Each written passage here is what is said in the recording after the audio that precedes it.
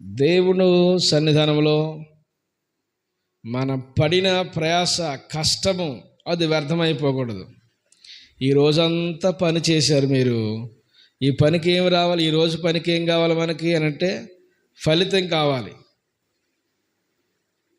ఈరోజు పడ్డ ప్రయాస అంతా వ్యర్థమైపోతే మనం ఎంత ఫీల్ అవుతాం? అయ్యో పొద్దాస్తమాటు కష్టపడ్డాను, ఈరోజు కష్టమంతా వ్యర్థమైపోయింది అని చాలా బాధపడతాం. అంటే మన కష్టం వ్యర్థం అవ్వకూడదు, మన పడిన ప్రయాస వ్యర్థం అవ్వకూడదు, మన ఆశలు వ్యర్థమైపోకూడదు, మన కోరికలు వ్యర్థమైపోకూడదు. కోరికలు అంటే గొంతమ్మ కోరికలు కాదు. కొంతమందికి ఉంటాయి గొంతమ్మ కోరికలు కాదు. మన అవసరం తగ్గట్ట కోరికలు, అవి వ్యర్థమైపోకూడదు. మీకు ఏ అవసరత ఉందో ఆ అవసరత వ్యర్థమైపోకూడదు. అది దేవుని సన్నిధానంలో అక్షరాల ఆ అవసరతది కార్యరూపం జరగాలి. మనకి కొన్ని ఆలోచనలు ఉంటాయి, ఈ విధంగా చేయాలి, ఈ సంవత్సరం ఈ విధమైన కార్యాలు జరగాలి, మన బిడ్డల్లో ఈ విధమైన కార్యం జరగాలి, మన వ్యక్తిగత జీవితంలో ఇలా జరగాలి అని కొన్ని షెడ్యూల్ వేసుకుంటాం. ఆ షెడ్యూల్ అక్షరాల జరగాలి, అది తీర్చబడాలి. జరుగుద్దా అని అంటే జరుగుద్ది. ఆమె చెప్పండి, ఇదిగో నా విషయంలో ఈ విధమైన అవసరత ఉంది, ఈ అవసరత తీర్చబడాలి అని మన మనసులో ఈ కోరుకుంది కదా. మన హృదయమే దేవునితో, మనం నోటుతో ప్రార్థన చేయని అవసరం లేకుండానే మన హృదయమే దేవునితో మాట్లాడేస్తుందటండి. ఆమేన్. అందుకని హృదయ అంతరంగాలను ఎరిగిన దేవుడు, మన హృదయం ఆయనకు తెలుసు, మనకున్న ప్రతి విషయాలు ఆయనకు తెలుసు. మనము దేవుని సన్నిధానంలో యథార్థమైన జీవితాలు కలిగి ఉండాలని ప్రభు ఆశిస్తున్నారు. గలతీ పత్రిక ధ్యానాలకు వెళ్తున్నాం. ఈ ధ్యాన వాక్యాన్ని మనం ఈ రోజున జ్ఞాపకం చేసుకుందాం. గలతీ పత్రిక 4వ అధ్యాయము 11వ వచనం. 4వ అధ్యాయము 11వ వచనం. అమ్మా, నీకు సంబంధం లేదా? చదువు, నువ్వు చదువు. మీ విషయమై నేను పడిన కష్టము వ్యర్థమైపోవునేమో అని మిమ్మల్ని గూర్చి భయపడుచు ఉన్నాను. ఏమని భయపడుతున్నాడట పౌలు గారు? గలతీ సంఘాల్లో ఉన్న ప్రజల గురించి, మీ విషయమై నేను పడ్డ కష్టమంతా వ్యర్థమైపోయినేమో అని మిమ్మల్ని గూర్చి నేను భయపడుతూ ఉన్నాను. మీరు నన్ను చంపుతారేమో అని భయపడుతున్నాను అంటున్నాడా? మీరు నాకు పెట్టరేమో అని భయపడుతున్నట్టున్నాడా? మీరు నాకు ఇవ్వలేదేమో అని భయపడుతున్నట్టున్నాడా? లేకపోతే నా భవిష్యత్తు ఎలాగో అని భయపడుతున్నట్టున్నాడా? ఏ విధమైన భయం ఆయనలో ఉంది? ఏ విధమైన భయం ఆయనలో ఉంది చెప్పాలి మీరు. పౌలు గారు ఈ గలతీ ప్రాంతాల్లో దెర్బే, లుస్త్రా, ఇకోనియా, అలాగే అంతియోకియా అని ఈ ప్రాంతాల్లో ఉన్న ప్రజలు, ఇవన్నీ గలతీ సంఘాలు అంటాం కదా, గలతీ ప్రాంతంలో ఉన్న సంఘాలు ఇవన్నీ. కనుక వీళ్ళ విషయమై పౌలు గారు పడ్డ కష్టము అది మామూలు కష్టం కాదండి. మామూలు కష్టం కాదు, చాలా కష్టం. ఎంత కష్టపడ్డాడో, ఎన్ని రాళ్ల దెబ్బలు తిన్నాడో ఆ ప్రాంతంలో, ఎంతగా ఏడ్చబడ్డాడో, ఎంతగా తరమబడ్డాడో, చాలా భయంకరమైన కష్టాన్ని ఈ ప్రాంతం మార్పు చెందాలి, ఈ ప్రజలు దీవించబడాలి, ఈ ప్రజలు దైవికమైన దేవుని వెలుగులో నడిపించబడాలి, అంధకార చీకటి శక్తుల నుండి విడుదల పొందాలి. వీడి మూఢ నమ్మకాలు, వీరి మూల సాంప్రదాయాలు, ఇలాంటి వ్యతిరేకమైన భావజాలాలు, శారీరకమైన కోరికలు, కార్యాలు, ఈ విషయాలన్నిటి నుండి వారు విడుదల చెంది దేవుళ్ళో దైవికంగా ఎదగాలి. పాపం నుండి విడుదల పొంది మోక్షానికి వాళ్ళు చేరుకోవాలి. ప్రతి హృదయము పరిశుద్ధము చేయబడాలి. వీరి యొక్క అపరాధులుగా ఉండి చనిపోయి వీరు పాతాళలోకానికి వెళ్ళిపోకూడదు. పరిశుద్ధులుగా తీర్చబడి దేవుని యొక్క నిత్యాన్వేషణలో వీరు ప్రవేశించాలి అని పౌలు గారు ఈ ప్రాంతం గురించి చాలా ప్రయాసపడ్డారండి. ఏ ఒక్కరి మీద ఆధారపడకుండా తన చేతులతో స్వయంగా కష్టపడుతూ వాళ్ళ గురించి దీవారాత్రులు కన్నీరు కార్చి ప్రయాసపడుతూ చాలా శ్రమపడ్డాడు. కొంతకాలం గ్యాప్ వచ్చింది. ఈ ప్రాంతాన్ని విడిచి కొంతకాలము గ్యాప్ వచ్చింది. ఈ గ్యాప్లో జరిగిన విషయం ఏంటంటే, కొంతమంది దుండగులు ఈ ప్రాంతంలో చొరబడి, దుండగులు అంటే వారు వేరే వ్యక్తులేం కాదు, వాళ్ళు కూడా ప్రభుని నమ్మిన వాళ్ళే. ప్రభుని నమ్మిన వాళ్ళే, దేవుని సంఘములో ఉన్నవాళ్లే, రక్షణను పొందుకున్నవారే, పరిశుద్ధ బలలో పాలు పొందుతున్నవారే, దేవుని యొక్క కార్యాలకి భిన్నమైన బోధలు తీసుకొచ్చి గలతీ సంఘాన్ని, ప్రాంతాన్ని గలిబిలి చేసేసారు. ఏం చేశారు వీళ్ళు? గలిబిలి చేశారు. ఏంటి ఆ భిన్నమైన బోధ అంటే? చాలా విషయాలు ఇంతకుముందు మనం భిన్నమైన బోధ అంటే చెప్పండి మీరు. భిన్నమైన బాధ ఏంటి? కింద చూసుకుంటారు. భిన్నమైన బాధ ఏంటంటే, భిన్నమైన బాధ ఏంటి? మీరు యేసునందే విశ్వాసం ఉంచండి, క్రీస్తే మీకు సమస్తము, ఆయన ద్వారానే మీకు అన్నీ కలుగుతాయి. క్రీస్తునందు విశ్వాసం లేకుండా మనం ఏ ఒక్కరు కూడా నీతిమంతులుగా పరిగణించబడలేవు అని పౌలు గారి యొక్క బోధ. మీరు పాపక్షమాపణ క్రీస్తు రక్తములోనని చెబితే కొంతమంది వచ్చి ఏం చెప్తున్నారు? యేసునందు విశ్వాసం మాత్రమే కాకుండా ధర్మశాస్త్రనందు కూడా విశ్వాసం ఉంచాలి, ధర్మశాస్త్రంలో రాయబడిన కార్యాలు కూడా చేయాలి అంటున్నారు. అందుకనే మొదటి అధ్యాయం చదవండి. మొదటి అధ్యాయము 6వ వచనం చదవండి. చదవాలి మా తీ నిన్నే తీ ఇక్కడ చదువుద్దా ఏం తీ. మొదటి అధ్యాయం 6వ వచనం చదవమ్మా. క్రీస్తు కృపను బట్టి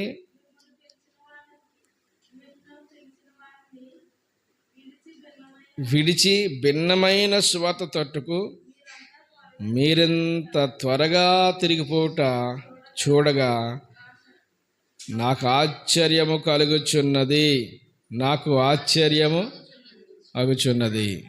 క్రీస్తు కృపను బట్టి మిమ్మల్ని పిలిచిన వాడిని విడిచి భిన్నమైన సువార్త తట్టుకు మీరెంత త్వరగా తిరిగిపోవటం చూడగా నాకు ఆశ్చర్యం అగుచున్నది అంటున్నాడు. క్రీస్తు కృపను బట్టి పిలిచిన వాడిని విడిచిపెట్టి భిన్నమైన స్వార్థల తట్టుకు ఏం చేశారు? వీళ్ళు తిరిగిపోయారు. తిరిగిపోయిన ఈ ప్రజలతో మాట్లాడుతున్న మాట ఏంటంటే, మీ విషయమై నేను పడ్డ కష్టము వ్యర్థమైపోతుందేమో అని నేనేం చేస్తున్నాను అంటున్నాడు, భయపడుతున్నాను. అంటే ఆ కష్టం ఏమైపోకూడదంటే వ్యర్థమైపోకూడదు, ఆ కష్టం వృధా అయిపోకూడదు. మనం ఏదైనా ఒక చెట్టు వేసుకొని దానికి ఎంతో సాకరీ చేసి ఎంతో ప్రయాసపడి అది కాస్తదని చాలా ఆశతో ఎదురు చూసినప్పుడు అది కాయలు కాయకపోతే ఆ చెట్టు వేసిన యజమాని ఎంత బాధపడతాడు? అలాగే దేవుడు కూడా మన విషయం ఏం చేస్తాడంటే, మనం ఫలించాలి, అభివృద్ధి చెందాలి, విస్తరించాలి, భూమిని నిండించాలి, సమాజానికి ఆశీర్వాదకరంగా ఉండాలని ప్రభు ఆశిస్తున్నాడు. ఏదైనా వలములో ఆదాము అవ్వలను పెట్టిన ఉద్దేశం కూడా అదే. కానీ వీళ్ళు ఏం చేశారో తెలుసా? ప్రభు యొక్క ఆజ్ఞని విడిచిపెట్టి, దేవుని ఆజ్ఞని విడిచిపెట్టి, సాతాను మాట నమ్మి, సాతాను యొక్క పెట్టిన భ్రమకి లోనైపోయి వారు దేవుని యొక్క ఆశీర్వాదం పోగొట్టుకుని శాపం పొందుకున్నారు. దేవుని ఆశీర్వాదం పోగొట్టుకుని శాపం పొందుకున్నారు. నిత్యము ఏదేను వలములో ఆహ్లాదకరంగా ఆశీర్వాదకరంగా ఉండవలసిన వారు ఏదేను వలమున నుండి వారు బయటికి నెట్టబడ్డారు, బయటికి తొలివేయబడ్డారు. ఎప్పుడు వరకు ఏ కష్టం లేదు, వాళ్ళకి చెమట కార్చవలసిన పని లేదు, కష్టపడవలసిన పని లేదు, యాతన పడవలసిన పని లేదు. హాయిగా ఏదేను వనములో ఉన్న ఆ ఫలవృక్షాలు వారికి నచ్చింది కోసుకుని తినడం, హాయిగా ఉండడము, ఆ ఏదేను వనములో ఉన్న వాటినన్నిటినీ ఏలడం. ఇప్పుడు దేవుని ఆజ్ఞని విడిచిపెట్టి భిన్నంగా వారు ప్రయాణించారు, భిన్నంగా వారు వెళ్ళారు. దేవుని యొక్క ఆశీర్వాదాలన్నీ కోల్పోయారు. ఇప్పుడు స్వయంగా ఇప్పుడు వారికి ఆహారం కావాలంటే ఏం చేయాలి? వారి చేతులతో వారే కష్టపడి వాళ్ళే భూమిని సాగు చేసుకుని వాళ్ళే నాట్లు వేసుకుని అది ఫలభరితం అయిన తర్వాత అప్పుడు తినాలి వీళ్ళు. ఇంతకుముందు సిచ్యువేషను అన్ని దేవుడు వేసిన ఆ తోటలో వీళ్ళు హాయిగా ఆహ్లాదకరమైన జీవితాన్ని అనుభవిస్తూ ఉండేవారు. ఎందుకు మన జీవితంలో కష్టాల కొలిములో, ఇబ్బందుల యొక్క కొలిములో పుట్టవేయబడ్డాం అని అంటే, దేవుని మాటకు ఒకవేళ మనం ఎప్పుడైనా భిన్నమైన రీతిలో నడుస్తున్నామేమో అది మనమే ప్రశ్న వేసుకుని అర్థం చేసుకోవాలి. మనకెవరో చెప్పనవసరం లేదు. మన మనస్సాక్షే మనకు ఒక అద్భుతమైన టీచర్ అంటండి. ఈ మాట చెప్పాలి, చాలా మంచి మాట ఇది. ఈ కొటేషన్ ఒకవేళ అవసరమైతే రాసుకోవాలి మీరు. మన మనస్సాక్షే మనకి ఒక టీచర్. టీచర్ అంటే తెలుసు కదా, బడిలో ఏం చేస్తారు పిల్లలకి? టీచర్ గారు పాఠాలు నేర్పిస్తారు, మంచి బోధన చెప్తారు. తల్లిదండ్రులు చెప్పే బాధ కన్నా టీచర్ గారు చెప్పే మాటకు చాలా వాల్యూ ఉంటుంది ఇంటి దగ్గర. మన మాట లెక్క చేయకపోయినా కానీ టీచర్ చెప్పిన మాట ఖచ్చితంగా వాళ్ళు పాటిస్తారు. టీచర్ అంటే ఒక పాఠాలు నేర్పించేవారు. భవిష్యత్తు గురించి, జీవితం ఎలా ఉండాలో అద్భుతకరంగా చెప్తాడు. ఏది తప్పో ఏది రైటో, సమాజంలో ఎలా ఉండాలో, ఎవరితో స్నేహం చేయాలో ఎవరితో చేయకూడదో అన్నీ చెప్తాడు టీచర్ గారు. ఇప్పుడు మనకి టీచర్ ఎవరు? వయసు వచ్చిన వారు మనకి టీచర్ ఎవరంటే మన మనస్సాక్షే మనకి టీచర్. ఎక్కడ ఉంటుంది మనస్సాక్షి? బీరువాలో ఉంటుందా? ఎక్కడ ఉంటుందమ్మా? ఎవరి దగ్గర ఉంటుందా? పోనీ నీదే మనస్సాక్షి. అంటే మన హృదయమే మనతో మాట్లాడుతుందంట. మనం తప్పు చేస్తుంటే మన హృదయం మనతో మాట్లాడుతుంది. మనం ఏదైనా మంచి చేస్తే మన హృదయం మనతో మాట్లాడుతుంది. ఎప్పుడైనా ఏదైనా ఒక దొంగతనం చేసి ఎవరు చూడకుండా పట్టిపోవాలనుకున్నప్పుడు మన హార్ట్ బీట్ ఎలా కొట్టేసుకుంటుంది చూడు. అప్పటి వరకు ప్రశాంతంగా ఉన్న హృదయం బాబు ఎవరైనా చూసేస్తున్నారేమో, ఏదైనా అయిపోద్దేమో, మన హృదయం మనకి అప్పటి వరకు స్లోగా కొట్టుకున్నది. అప్పుడు ఏమవుద్ది? మీకలా తెలిసని అనకండి. దేవునికి స్తోత్రం కలుగును గాక. అందరూ స్తోత్రం చెప్పండి. హార్ట్ బీట్ ఏమవుద్ది? అప్పుడు పెరిగిపోద్ది. కలవరం పెరిగిపోద్ది. అంటే మనం తప్పు చేసామని మన హృదయానికి తెలుస్తుందా? మన హృదయం మనతో మాట్లాడుతుంది. ఒకవేళ తప్పు మాట్లాడినా మన హృదయం మనతో మాట్లాడుతుంది. మనము రాంగ్ ట్రాక్లో వెళ్తున్నా మన హృదయం మనతో మాట్లాడుతుంది.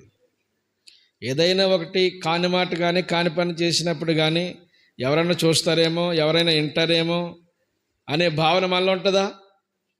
ఉంటుంది అనే భావన. అంటే ఎవరైనా వింటారేమో, ఎవరైనా చూస్తారేమో, ఎలా మాట్లాడాను అనే భావన మనలో ఉంటుంది. అంటే మన హృదయం మనతో మాట్లాడుతుందన్నమాట దాని అర్థం. ఇప్పుడు మనకి టీచర్ ఎవరు? మన హృదయమే. అందుకనే మన మనస్సాక్షి కలిగిన వారంగా ఉండాలి. కొంతమంది వాత వేయబడిన మనస్సాక్షి అంటారు. వాత వేయబడిన మనస్సాక్షి అంటే ఇక దున్నపోతు మీద వర్షం పడ్డట్టే. దున్నపోతు మీద వర్షం అంటే ఎంత వర్షం కురిసినా కానీ దానికి లెక్క ఉండదంటాను. సౌలుకి అలాగే వాత వేయబడిన మనస్సాక్షి వచ్చేసింది. ఎన్ని మార్లు దేవుడు గద్దించినా మరలా దేవుని వైపు తిరగలేదు. వాత వేయబడిన మనస్సాక్షి గలవాడై దావీదు ఎంత మంచోడైనా కానీ ఆయన హృదయంతో చాలాసార్లు మాట్లాడుకున్నాడు. నాయనా దావీదా, ఈ స్వరం నీదనయ్యా, నువ్వు నాకంటే నీతిమంతుడువయ్యా.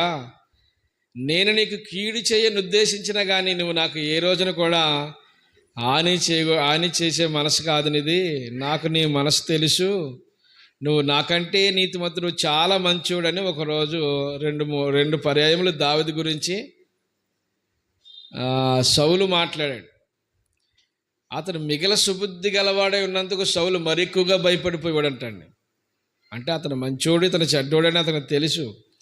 మరి అయినా కానీ అతను చంపకుండా విడిచిపెట్టాలనే భావన ఈయనలో ఉందా అంటే లేదు. మొత్తానికి ఏం చేయాలని అతన్ని చంపాలని కంకణ కట్టుకుని 3000 మందిని, యోధులైన వారిని ఎంట పెట్టుకొని అరణ్యంలో, జీపు అరణ్యములంటే చాలా అరణ్యాలంటే తిరిగాడు. చాలా ఆశపడ్డాడు. అంత మంచోడిని చంపాలనే ఒక మనసు ఎందుకు వచ్చిందంటే దాన్ని ఏమంటారంటే వాత వేయబడిన మనస్సాక్షి. వారికి ఆ వాత వేయబడిన మనస్సాక్షిగా మంచి చెడు అనే భావజాలాలు ఏముండవు. కొంతమంది వాత వేయబడిన మనస్సాక్షి కలిగిన వారు నేటి సమాజంలో యూట్యూబ్లో చూడండి, ఎంతమంది ఎన్ని రకాలైన మాటలో ఆ వ్యక్తి చేసిన తప్పైనా కానీ అడ్డంగా మాట్లాడే మనస్తత్వం కలిగిన వారు. ఒక నిర్దోషుని చంపి ఒక నిర్దోషునైన వాడిని నిందలేసి అది చేస్తుంది, ఇదంతా నిందలేస్తున్నా అది నిజం కాదని తెలిసినా కానీ ఇంకా మూర్ఖంగా మాట్లాడే స్వభావం కలిగిన వారు.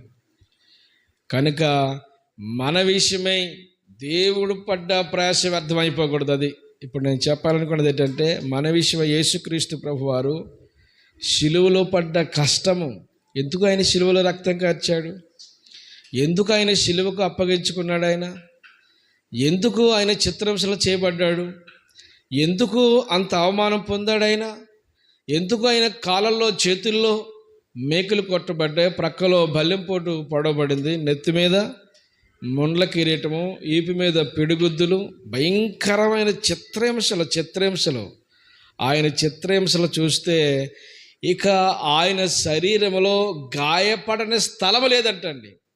ఈ ప్లేస్లో గాయం లేదు అన్న సందర్భం లేదు. ఒళ్ళంతా గాయం, అంటే ఒక మాంసపు ముద్దలాగా ఆయన శరీరం మారిపోయింది. ఆయన బాడీలో ఒక్కపు రక్తపు బొట్టు కూడా ఆయన శరీరంలో లేదు. నీరు శాతం కూడా లేదంటండి, నీరు శాతం కూడా లేదు. శిలువలో ఆయన దాహం అయింది. అంటే బాడీలో ఉన్న రక్తం పోయింది, బాడీలో ఉన్న నీరు పోయింది. ఆ రాత్రే ఒలీవల కొండ మీద ఆయన ప్రార్థన చేసినప్పుడు ఒళ్ళంతా చెమటలు పట్టేసి మహారోదన గలవాడై ప్రార్థన చేస్తూ ఉంటుంటే ఆ చెమటే రక్తముగా మారి నేల పడిన ఒక బిందువులాగా అయ్యిందంటండి. అంటే అంత మనోవేదన రోదనతో ప్రార్థన చేశాడు. రాత్రంతా ప్రార్థన, తెల్లారి పొద్దున్న సిలువనెత్తుకున్నాడు. ఆయన ఒంట్లో నీకు రక్తం లేదు, నీరు లేదు, అంత భయంకరమైన చిత్రహింస చేయబడ్డాడు. ఆ శిలువలో దాహం అడిగితే ఏం చేశారు? చేదు చిరకను ఆయనకు తగిలించారట, అందించారు. దాన్ని నోటుతో ఇలాగ స్పాంజీని నోటుతో పట్టుకుని పీల్చుకుందారని చూస్తే అది చేదు విషంగా ఉంది. అది మింగడానికి కూడా ఇంకా అవకాశం లేదు. ఎంత చిత్రహింసలో, ఎంత కష్టము, ఎందుకు, ఎవరి కొరకు అంటే మన కొరకు. మనము పరిశుద్ధ జీవితాన్ని ప్రారంభించాలని, మనము పాపపు శరీరముతో ఉన్న మన మీద ఏలుబడి చేస్తున్న పాపము నుండి మనం విడుదల పొందాలని, మనము మోక్షానికి చేరుకోవాలని, అందుకొరకు దేవుడు యేసుక్రీస్తు ప్రభువారు మన కొరకు అంత కష్టపడ్డాడండి. ఆ కష్టం ఏమైపోకూడదు, ఇప్పుడు వ్యర్థమే. మీ విషయమై నేను పడ్డ కష్టము వ్యర్థమైపోవునేమో అని నాకు భయం వేస్తుంది. ఒకవేళ ఆ కష్టాన్ని గుర్తించలేక యేసుక్రీస్తు ప్రభువు యొక్క త్యాగాన్ని ఇంకా సులకన చేసేవారు సమాజంలో లేకపోలేదు. ఆయన చేత కానివాడే సిలువ వేసుకున్నాడు. ఆయన రిచ్ అయిన దేవుడు కాదు. ఆ దేవుడు ఒకవేళ చేత కానివాడు ఎందుకే చేత కాక సిలువకి ఎక్కలేదు. మన పాపానికి పరిహారం చేయటానికి ఆయన శిలువను ఎక్కాడు. ఒక చేత కానివాడు చనిపోయినప్పుడు చనిపోయినలాగా ఉండిపోయాడా? చనిపోయినవాడు చనిపోయినలాగా ఉండిపోయాడా? మూడో దినాన్ని సజీవుడిగా లేచి సర్వ సమాజానికి కనపడి 40 దినాలు ఆయన భూమి మీద అగపడ్డాడు. దేవునికి మహిమ కలుగును గాక. 40 దినాలు 8 ప్రత్యక్షతలు, 40 దినాలు 8 ప్రత్యక్షతలు తన శిష్యులకు ఇస్తూ, నేను ఎలాగైతే ఆరోహణమై వెళ్తున్నానో మరలా తిరిగి వస్తాను. యేసుక్రీస్తు ప్రభునందు మృతునందుల వారు మొదట లేపబడతారని ప్రభు స్పష్టంగా చెప్పాడు. దేవునికి మహిమ కలుగును గాక. ప్రభు యొక్క కష్టం ఏమైపోకూడదు, ఇక్కడ వ్యర్థమవకూడదు. అది వ్యర్థమైపోకూడదు. వ్యర్థమైన భావజాలాలతో ఉండి దైవికమైన దేవుని ఆశీర్వాదాలు మనం కోల్పోవద్దు. చిన్న చిన్న విషయాలకి పరలోకపు ఆశీర్వాదాలు కోల్పోతున్నాం ఉంటుంది మనం. ఆ మర్మం గొప్పది. ఏ మర్మం? ఈ మర్మం గొప్పది. చిన్న చిన్న విషయాలకి ఏం చేస్తున్నాం? పరలోకపు సంబంధమైన ఆశీర్వాదాలు కోల్పోతున్నాం. కనుక మన విషయమై ప్రభువారు పడ్డ కష్టం ఏమవ్వకూడదు ఇప్పుడు వ్యర్థం. పౌలు గారు మాటలవే, మీ విషయమై నేను పడ్డ కష్టము వ్యర్థమైపోనేమో అని మీ విషయమై నేనేం చేస్తున్నాను, భయపడుతున్నాను అంటున్నాడు. 12వ వచనం చదవండి. 12వ వచనము, 4వ అధ్యాయం 12వ వచనము. సహోదరులారా, నేను మీ వంటి వాడినైతిని కనుక మీరును నా వంటి వారు కావాలని మిమ్మల్ని వేడుకొనుచున్నాను. సహోదరులారా, నేను మీ వంటి వాడినయ్యాను. మీరు ఎలా కావాలని? ఇప్పుడు మీరు నా వంటి వారు కావాలని. అర్థమైంది? నేను ఎలాగయ్యాను? మీలో ఒకడిని అయ్యాను. మీరు ఎలాగ ఉండాలి? ఇప్పుడు నా వంటి వారు కావాలి. అందుకనే పౌలు గారు చెప్పిన మాట ఏంటంటే, నా వంటి వారు కావాలన్న మాటకు అర్థం చెప్తున్నాను. నేను క్రీస్తుని పోలి నడుచుకునిచున్న ప్రకారంగా మీరును కూడా నన్ను పోలి నడుచుకోనండి. ఎవరిని పోలి నడుచుకోవాలి మనము? పౌలు గారు. అందుకనే మీకు ఒక మాట చెప్పాను, ఎవరైనా పరలోక రాజ్యం వెళ్ళాలి అని అడిగితే మిమ్మల్ని ఏం చేయాలని అడిగారు, ఏం చెప్పాలి? చెప్పాలి, నోటితో చెప్పండి. బుర్రపడంగా నోటితో చెప్పాలి. ఏం చెప్పాలి? మీరు నాలాగా మీరు నడుచుకోండి అని చెప్పగలగాలి మనం. ఈ మాట చాలా గొప్పది, చాలా లోతైనది, చాలా విలువైంది, ఆదర్శవంతమైంది. ఏం చెప్పాలి? నాలాగా నడుచుకోనండి. ఎవరిలాగా? మనం ఎవరిలా నడవాలి? మనం క్రీస్తులాగా నడవాలి. ఏమంటే ప్రతి ఒక్కరూ ఒక క్రీస్తు పోలి నడిచిన వారంగా మనం మార్చబడాలి. యేసుక్రీస్తు ప్రభువు చెబుతున్న మాట, మీ వల్లనే కదా నా నామము అన్యజనుల మధ్యలో దూషించబడుతుందని. అన్యజనుల మధ్యలో దూషించబడుతుంది. దేవుని నామం ఏ రోజున కూడా మన నిమిత్తమై దూషణ పాలు కాకూడదు. మనము దేవుని ఎదుట ఉన్నతమైన వ్యక్తులుగా మనం పరిగణించబడాలి. మన జీవితం ప్రభుకు మాత్రమే అంకితమని కడవరకు నమ్మకమైన సాక్షులుగా మనము నడిపించబడాలి. మనము పౌలు గారు చెప్తున్నారు, నేను మీ వంటి వాడుగా వచ్చాను, మీ మధ్యలోకి వచ్చాను, మీలో ఒకటిగా జీవించాను, మీతోనే ఉన్నాను, మీతోనే నడిచాను, మీతోనే తిరిగాను, పాపానికి దూరంగా ఉన్నాను, మీ యొక్క మధ్యలో ఉన్నాను, మీతో ఉన్నాను కానీ మీ అలవాట్లు ఏ రోజున నేర్చుకోలేదు. మీ మధ్యలో ఉన్నాను కానీ పాపానికి దూరంగా ఉన్నాను, వ్యసనానికి దూరంగా ఉన్నాను, లోకానికి దూరంగా ఉన్నాను. నేను మీ మధ్యలో ఉంటూ మీలో ఒకటిగా ఉన్నాను. ఇప్పుడు మీరు ఎలాగ ఉండాలో తెలుసా? మీరు నా వంటి వారు కావాలంటే నేను ఎలాగ మీ మధ్యలో ఉంటూ ఎలాగ సాక్ష్యాన్ని కాపాడుకున్నాను, ఎలా ప్రత్యేకంగా జీవించాను, ఎలా ప్రార్థన జీవితం కలిగి ఉన్నాను, ఎలా విశ్వాసం కాపాడుకున్నాను, ప్రతి విషయంలో దేవుని మీద ఎట్లాగా ఆధారపడి ఉన్నాను. ఇప్పుడు మీరు ఎలాగ ఉండాలి? నేను మీ మధ్యలో ఉండి మీలో ఒకటిగా జీవించు ఇలా ప్రత్యేకంగా ఉన్నాను. మీరేం చేయాలి తెలుసా? మీరు నా వంటి వారు కావాలి. ఆమేన్. ఈ మాట చాలా గొప్పది. లైట్ తీసుకున్నావేమో ఈ మాట, కానీ ఈ మాట చాలా గొప్పది. ఎవరు లైట్ తీసుకోవద్దు. పౌలు గారు అన్న మాట అర్థమైందా? వారి మధ్యలో ఉండి ఎలాగున్నాడు?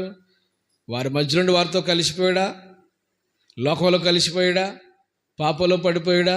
వ్యసనాలకు లోనైపోయాడా? శరీర కార్యాలకి బానిస అయిపోయాడా? అంటే ఏం చెప్తారు మీరు?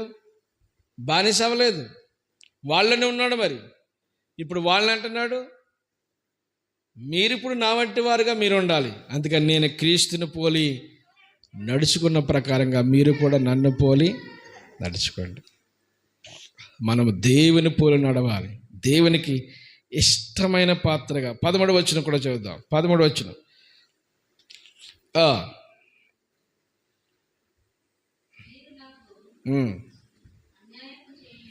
మీరు నాకు అన్యాయం ఏం చేయలేదు. మొదటిసారి శరీర దౌర్బల్యము కలిగినను నేను సువార్త మీకు ప్రకటించుతునని మీరు ఎరుగుదురు. మీరు నాకు అన్యాయం ఏమీ చేయలేదని చెప్పి ఏమంటున్నాడండి? మీరు నాకు అన్యాయం ఏమీ చేయలేదు. మొదటిసారి నాకు శరీర దౌర్బల్యము కలిగినప్పుడు నేను సువార్తను మీకు శరీర దౌర్బల్యం అంటే అయినా ఈ శరీరంలో ఒక ముళ్ళు ఉందనే విషయం మనందరికీ తెలుసు. అపోస్తలుడైన పౌలు గారి యొక్క శరీరంలో ఏముంది?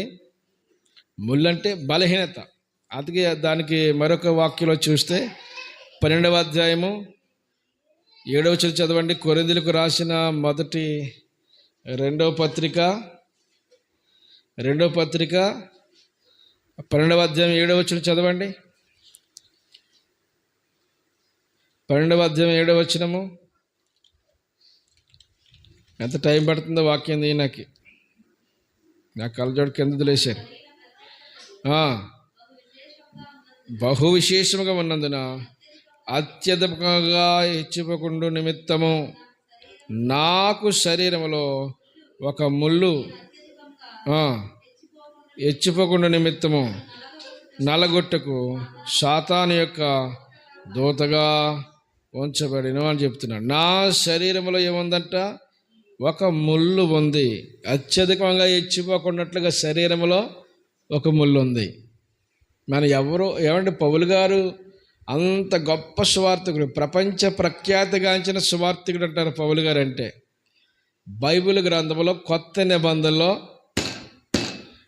నిబంధనలో హీరో అని పౌలు గారిని పిలుస్తాడు. అలాంటి ఉన్నతమైన పౌలు గారు అంటున్న మాట ఏంటో తెలుసా?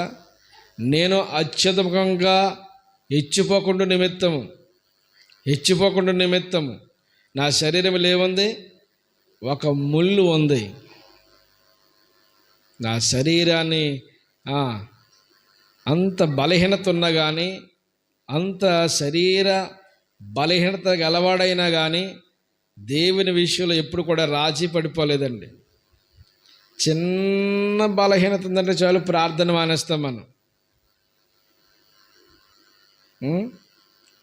కంట్లో తల వెంట్రుక పడిందంట, అందుకని కన్ను నీరు గారుతుందని చెప్పి ఏం మానేశారు? ప్రార్థన అది కూడా సమస్య. రాత్రి జ్వరం వచ్చేలా ఉందంట, ఇంకా రాలేదు, జ్వరం వచ్చేలాగా ఉంది అనిపించింది, అందుకని చెప్పి ప్రార్థన మానేశారు. ఎవరో చుట్టాలు వచ్చారంట, ప్రార్థన మానేశారు. నడుము నొచ్చిలాగా ఉందంట, అందుకని ప్రార్థన మానేశారు. అనేక రకమైన కారణాలు చెప్పుకుంటారండి.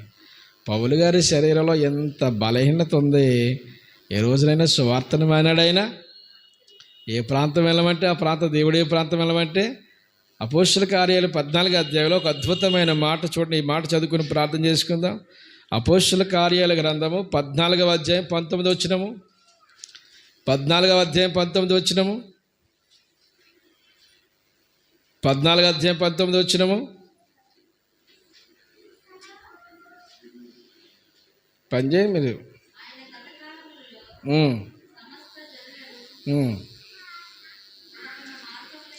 14వ అధ్యాయము 19వ వచనం.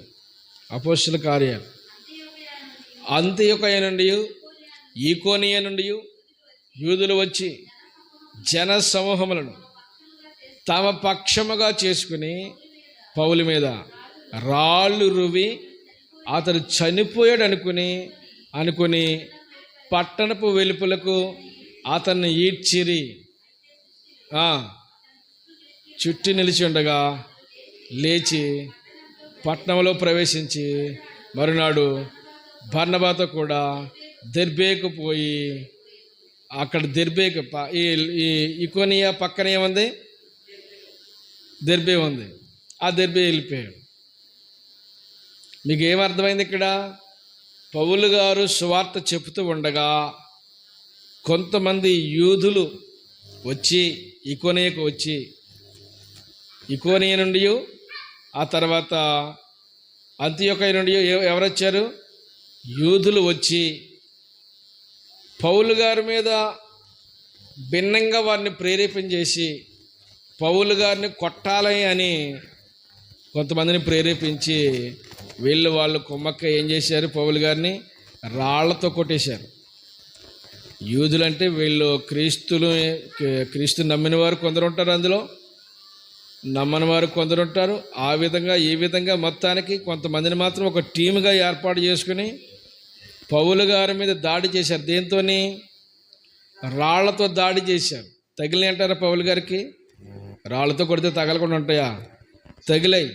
ఒక్కొక్క దెబ్బకి మూర్ఛల్లి కింద పడిపోయాడు. తగిలిన రాళ్ల దెబ్బకు తట్టుకోలేక మూర్ఛల్లి పడిపోయి ఇక ఎలాగైపోయాడంటే ఇక చనిపోయిన వాడి వల్లే స్పందన లేదు. ఇక తన బాడీలో ఏ విధమైన స్పందన లేదు. చాలామంది అనుకున్నారు అయితే పౌలు గారు చనిపోయాడు అనుకుని పట్టణపు వెలుపలికి ఈడ్చుకుని పోయి ఆతలు పాడేశారు. అలాగే ఉంది కదా అక్కడ, పట్టణపు వెలుపలికి ఈడ్చుకుని పోయారంటండి. పట్టణపు వెలుపలికి ఈడ్చుకుని పోయారు. ఎంత భయంకరమో చూడండి,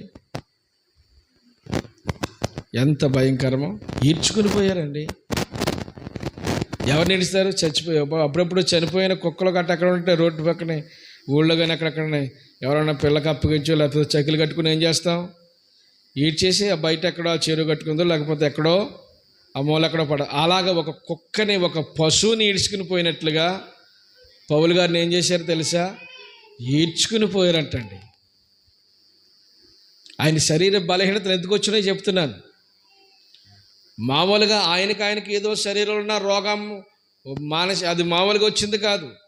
ఈ విధమైన దెబ్బలకి, హింసలకి, ఆకలికి, దప్పికలకు భయంకరమైన కష్టాలు అనుభవించాడు. కాబట్టి అతను అనుభవించిన కష్టాలను బట్టి, అతను అనుభవించిన హింసలు, దెబ్బలు, రాళ్ల దెబ్బలు, కొరడ దెబ్బలు, ఒకటి తక్కువ 40 దెబ్బలు ముమ్మారు తిన్నాడంట యూదులతో.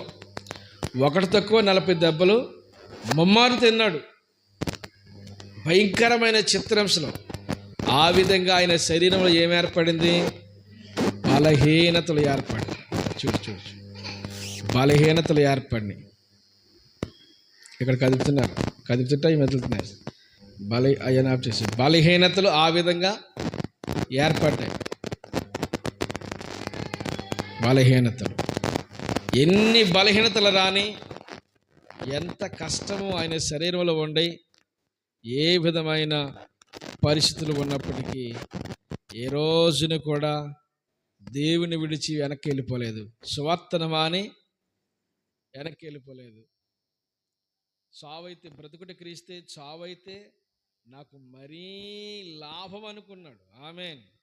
చావు ఏమంటే ఆయనకి లాభం. మన లాభం అంటే ఏంటనుకున్నాం? ఏదన్నా వస్తే మనం లాభం అనుకుంటాం. ఆయన లాభం ఏదైనా ఆశిస్తున్నాడు? చనిపోవడం లాభం అంటున్నాడు. ఎలా చనిపోవడం అంటే ఏదో మందు తాగేసో లేకపోతే ఎలాగోలాగా చచ్చిపోతే బాగుందని కొంతమంది బలవంతకరంగా చనిపోయే ప్రయత్నాలు చేస్తారు. చనిపోవడం అంటే అలా కాదు. ప్రభు కొరకు చనిపోయిన జీవితం, దేవునికి మహిమ కలుగును గాక, అది చాలా ఉత్తమమైనది. ఎన్ని బలహీనతలు రాని, ఎంత కష్టం రాని, దేవుణ్ణి ఏ రోజుని విడిచిపెట్టలేదు. శరీరంలో ఏముంది? శరీర దౌర్బల్యం.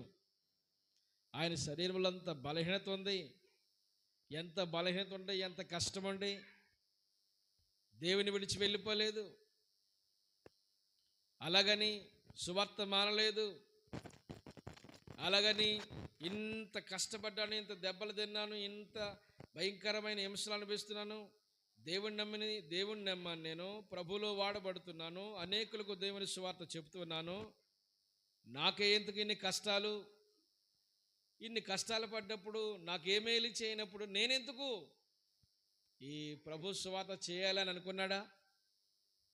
మనమైతే ప్రశ్నిస్తాం, నాయన ఎంతగా ఉన్నాను, ఎలా చేస్తున్నాను, నాకే మేలు